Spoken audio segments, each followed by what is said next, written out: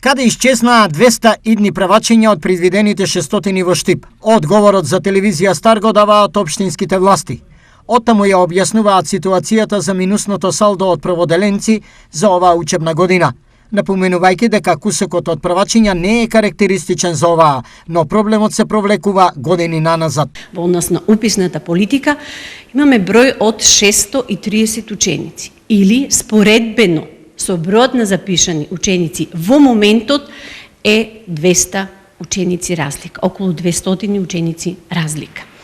И овој податок не би бил алармантен доколку изминатите неколку години овој процент се движеше некаде 10% од број на родени деца кои што се училишни обврзници со бројот на упишани ученици. Во моментот таа разлика изнесува околу 30%, што е навистина загрижувачки податок. Бројката на кусокот од правачења според Николова се очекува во септември барем малку да се намали од следниве причини. Очекуваме овој број да се зголеми во месец септември, кога ќе завршат оние стандардни, грздобери, разни причини поради кои што учениците не се запишани се уште во прво одделение, меѓутоа овој број не се надеваме дека нема да достигне повеќе од 20 ученици во прво одделение. Со оглед на разликата помеѓу запишани прводеленци и родени, Штип е своевиден лидер во регионот.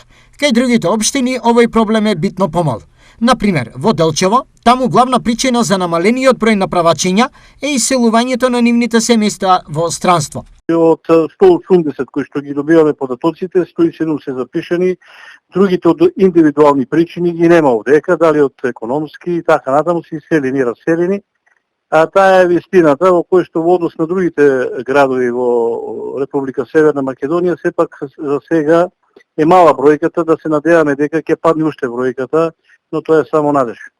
Што се однесува до средношколците, од 1 септември во училишните клупи во Штип ќе седнат 2000, а запишани во прва година се 469 средношколци.